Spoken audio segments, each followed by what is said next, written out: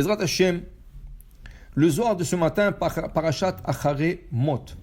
Tana, on a appris, il dit ici qu'il y a une chose qui est très impure, c'est le Tofraha. Tofraha, ça veut dire les ongles.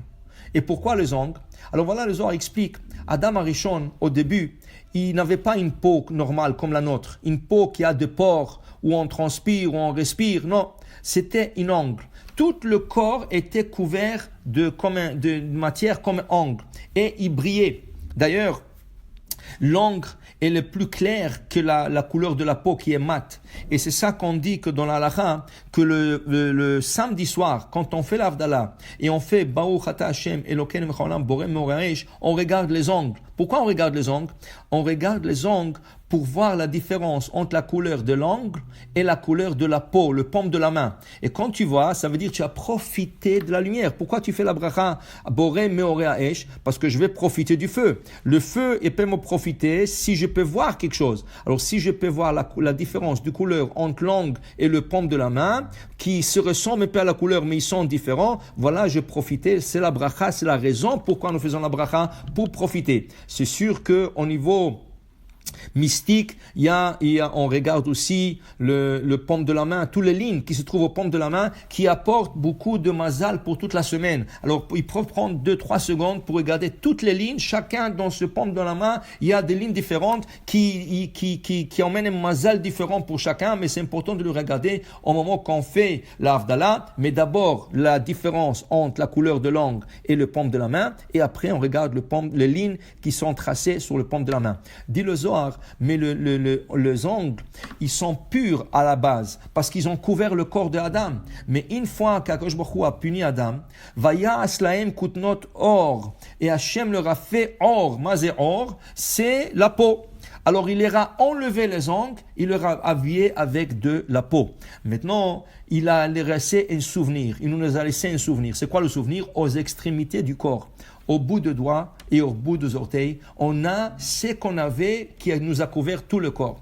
Puisque c'est tellement kadosh, parce que ça vient du temps d'Adam Arishon, toute l'impureté, elle veut toujours se coller à quelque chose qui est pur, très pur.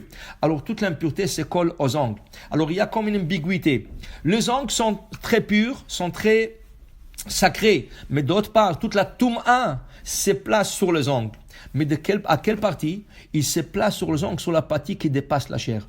Tous les ongles qui dépassent la chair, tout ongle qui dépasse la chair, c'est là-bas que la touma s'installe. Toute la partie qui est vers le corps, là-bas, ça reste pur comme au début, comme au temps d'Adam Arishon. C'est pour cela que le Shulchan Aruch nous conseille, le kabbaliste nous conseille, qu'une fois par semaine, couper les ongles.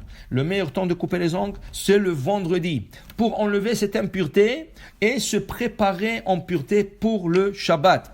Alors il dit ici le Zohar, puisque c'est une partie qui est très pure, il dit ici combien... Tania,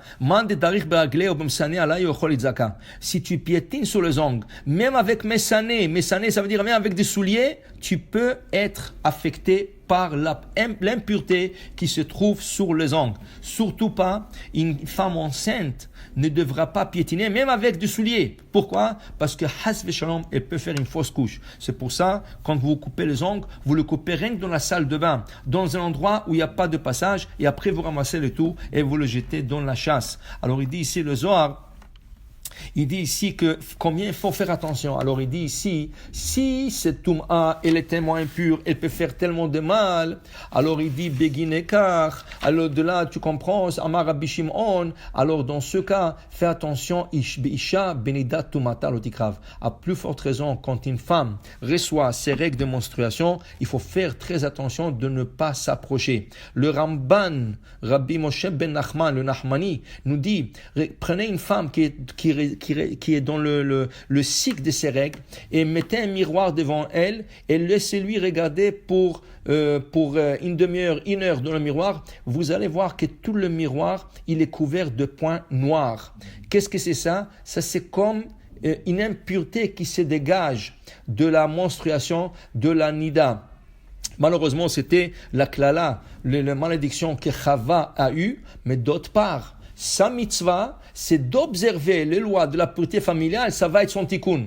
elle a eu sa punition, mais d'autre part, elle a une mitzvah qu'à travers ça, elle se connecte à Hachem et elle est en train de garder son commandement que de ne pas approcher de son mari, comme la Torah donne la mitzvah au mari, Vel isha benida tuma'ata lo tikrav, tu t'approcheras pas. Quand on dit tu t'approcheras pas, le Chachamim disent, même pas faire attention, même tu passes à côté de ta femme, de ne pas toucher sa robe.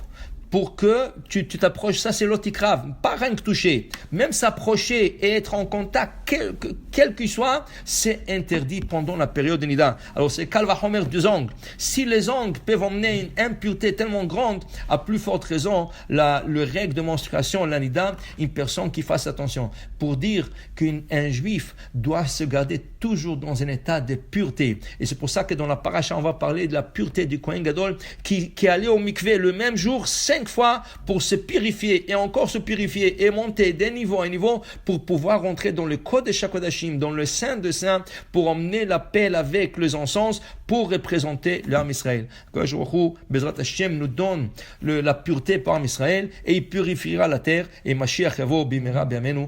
Amen ve'amen. Baruch Adonai le'olam. Amen ve'amen.